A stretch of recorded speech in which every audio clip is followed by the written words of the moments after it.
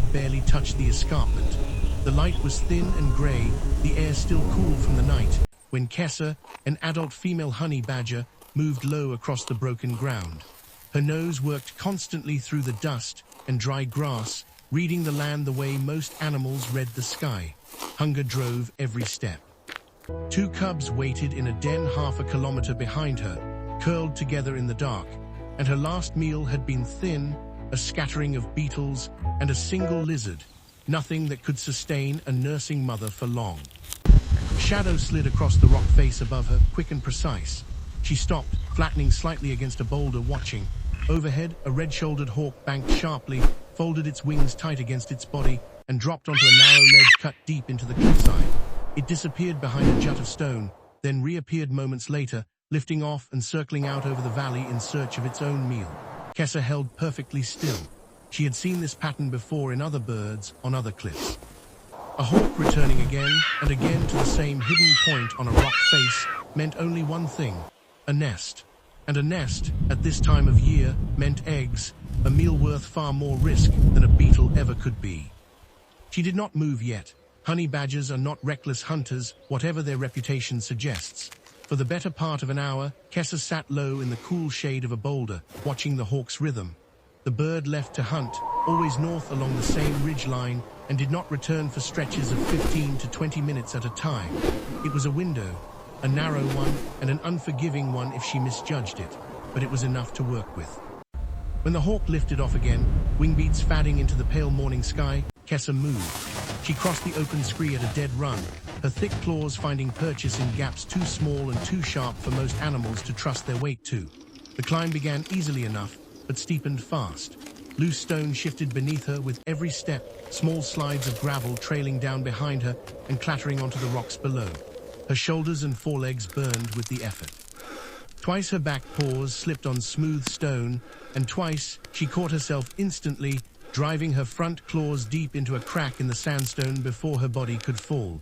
She did not pause. She did not look down. She kept climbing.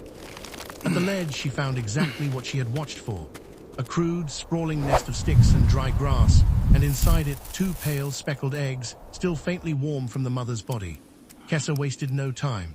The first egg cracked easily beneath her teeth, rich yolks spilling over her tongue, protein and fat her body needed badly to keep producing milk for 2 growing cubs.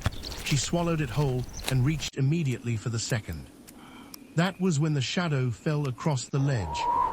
The hawk had returned early, far earlier than its pattern had ever suggested, as though some instinct had pulled it back off course. It hit her without warning, talons raking hard across her shoulder, wings hammering against the side of her face in a blur of feathers and fury.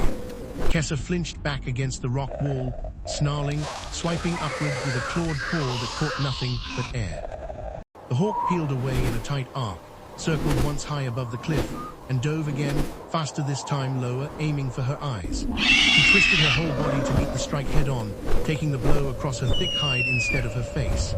Honey badgers are built for exactly this kind of punishment. Loose, rubbery skin that shifts beneath an attacker's grip, a nearly impenetrable coat, and a temperament that simply does not understand retreat. But the ledge was narrow, barely wide enough for her to turn, and the drop behind her was long enough to kill her outright if she lost her footing.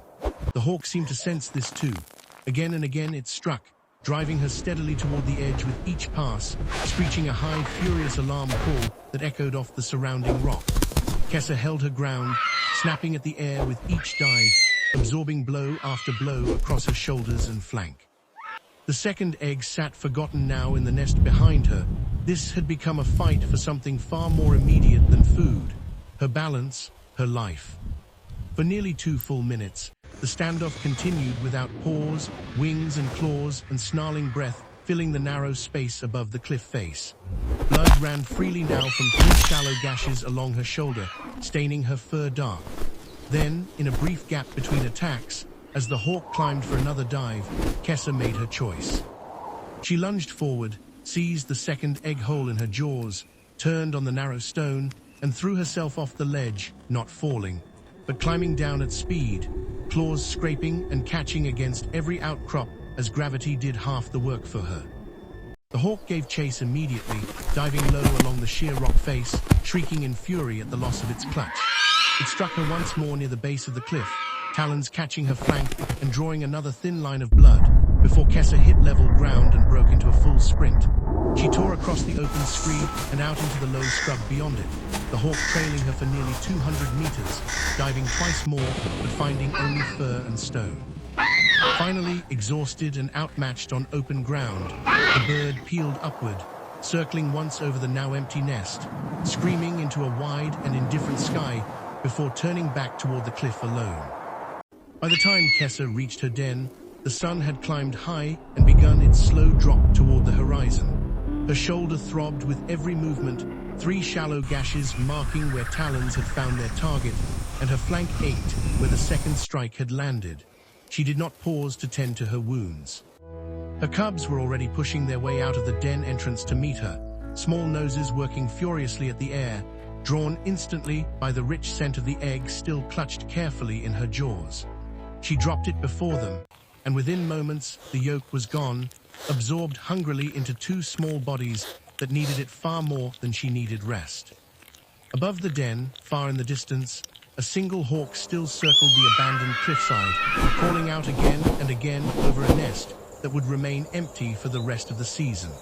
It would hunt again tomorrow, rebuild if it had to, and endure the way every creature on this savanna is forced to endure.